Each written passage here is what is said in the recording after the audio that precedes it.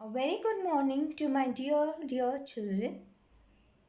We have already heard about a trip around with the friends. हम लोग ने हमेशा फ्रेंड्स के साथ जाने की इच्छा रखी होती है। हमने बहुत सारे फ्रेंड्स के ट्रिप के बारे में सुना भी होगा।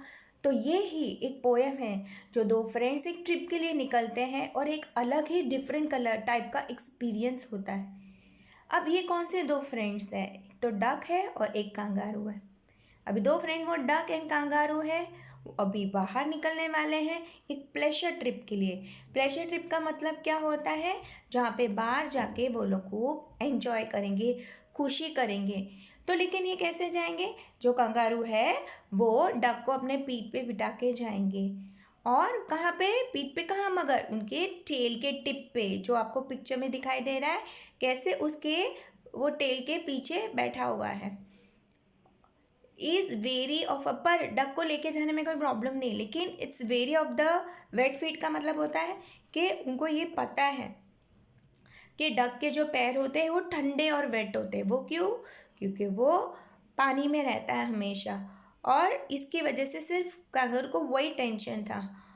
तो अब ये कैसे सेट होगा और कैसे कंफर्टेबल बनाएगा कांगारू को, कि वो उसको कैसे मनाएगा कि मैं तुमको कोई प्रॉब्लम नहीं होने दूंगा, तुम प्लीज़ मुझे बैठने दो।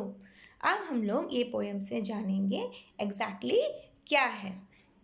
Said the duck to the kangaroo, good gracious how you hop, यानी उसे बहुत ही इम्प्रेस्ड है। वो बोलते हैं, कांगारू को बोलते हैं, अरे वाह तुम तो कैसे अच्छे से घूम रहे हो, गुड ग्रेशियस यानी कितने बढ़िया घूम रहे हो। ये हॉप करके कूद कूद कर, हमको पता है कंगारू जो बड़ी बड़ी लीप्स लेता है, कैसे अच्छे से कूद कर वो जाकर पहुंच सकता है, फील्ड में घूम सकता है। Over the fields and the water too, पानी में और फील्ड में, as if you never would stop, ऐसे लग रहा है जैसे तुम कूदते रहोगे, बिल्कुल थकोगे नहीं, तुम कहीं पे भी स्टॉप नहीं करोगे। My life your is नेस्टी pond, ये ही दिस नेस्टी पॉन्ड, मेरी लाइफ इसी नेस्टी पॉन्ड में रहेगी, यानी यही वाले पॉन्ड में मुझे रहना है, जो बिल्कुल ही अच्छा नहीं, छोटा सा हिस्सा है। मुझे क्या देखने मिलता है? सिर्फ पानी और पानी में रहने वाले जीव, और आसपास की चीज़ें मुझे सिर्फ दूर से नज़र आती है। And I long to go out in the world beyond, अभी उसे बाहर की दुनिया देखनी थी, सिर्फ वो पॉन्ड एरिया नहीं देखनी थी। I wish I could hop like you, said the duck to the kangaroo, हमको भी इच्छा होती है ना कभी कभी किसी की तरह बनना, हम भी चाहते हैं कि हम किसी की तरह हो। वैसे ये क्या चाहता था कि डक तो बोलता था कि मुझे कंगारू तुम्हारी तरह होना है, जहाँ पे मैं कूद कूद के सारी दुनिया देख सकूँ, वो भी स्पीड में। Please give me a ride on your back, please मुझे अपनी पीठ पर लेकर जाओगे क्या? Said the duck to the kangaroo, I would sit quite still and say nothing but quack, मैं कुछ भी नहीं बोलूँगा, एकदम स्टिल। स्टिल का मतलब होता है एकदम शांति से बैठा रहूँगा, बिल्कुल हिलूँगा डुलूँगा नहीं, और खाली बीच बीच में क्वैक क्वैक वो जो साउंड होता है बर्ड का, मैं वो ही करूँगा, और कोई टाइप का। फिर आगे, इसके आगे बोला, मैं तो साउंड नहीं करूँगा और तुमको बिल्कुल भी मैं डिस्टर्ब नहीं करूँगा, the whole of the long day through, and will go to the D and the Jellybu, हम लोग पूरे टाइम घूमते रहेंगे, यहाँ वहाँ घूमते रहेंगे। Over the land over the sea, please take me on a ride oh do, said the duck to the kangaroo, बोलेंगे हम लोग यहाँ वहाँ घूमेंगे, मैं बिल्कुल आवाज़ नहीं करूँगा, ज़मीन पे लैंड पे घूमेंगे, सी में घूमेंगे, मुझे एक राइड दे दो, डक ने बोला कैंगारू से। Said a kangaroo to the duck, this requires a little reflection, लेकिन एक चीज़ का आपको ध्यान रखना पड़ेगा, सोच समझना पड़ेगा। Perhaps on the whole it might bring me luck, शायद हो सकता है, कंगारू बोलता है डक को, कि मैं भी घूमूंगा तो मेरे लिए भी कुछ लक निकलेगा, मेरे लिए भी कुछ लकी हो सकता है। And they seems but one objection, वो बोलता है कि पर मुझे सिर्फ एक ही चीज़ का ऑब्जेक्शन है, और वो कौन सी चीज़ का ऑब्जेक्शन है?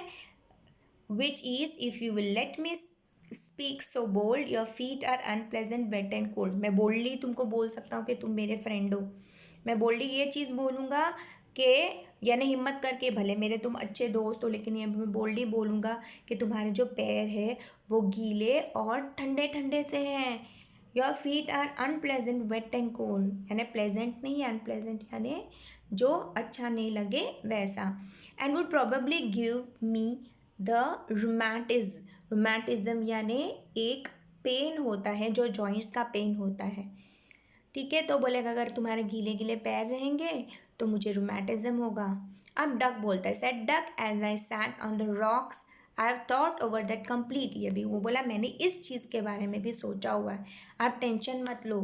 आई brought 4 pairs of worsted socks, मैं अच्छे वाले 4 सॉक्स की जोड़ी लेके आया हूँ.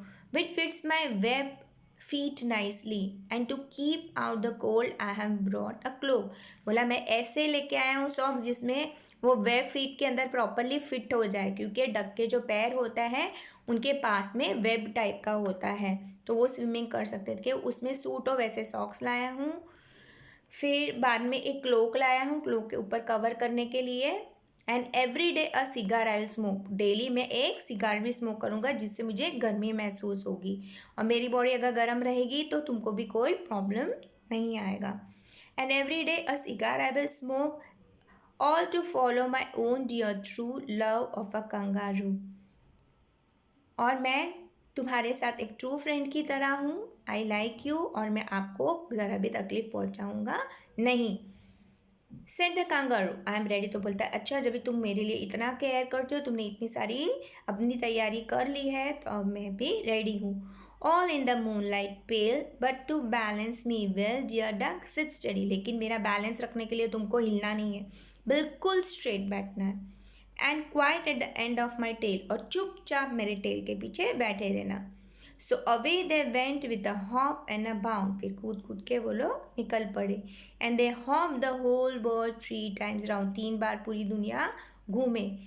And who so happy oh as the duck and the kangaroo, और डक और कंगारू जैसा खुश तो और कोई नहीं था, क्योंकि वो लोग को जब हम लोग अकेले घूमते तो इतने मज़ा नहीं आती, पर जब हम दोस्तों के साथ घूमते हैं, जब आप पिकनिक जाते हो तो आप एंजॉय नहीं करते हो, तो उसकी कुछ मज़ा ही और होती है. और एंड में ये फीलिंग आती है कि नहीं हमने हर एक मोमेंट एंजॉय किया. तो ये एक फ्रेंडली डिस्कशन था, एक फ्रेंड दूसरे फ्रेंड की चिंता करता है, एक फ्रेंड होता है वो सामने से बोलता है कि मुझे ये प्रॉब्लम है, मेरा प्रॉब्लम सॉल्व करो तो मैं तुमको ले जाऊँगा. And they took the round of the world for 3 days. I hope you understood this poem very well. And this poem was written by Edward Lear. Okay, thank you, children.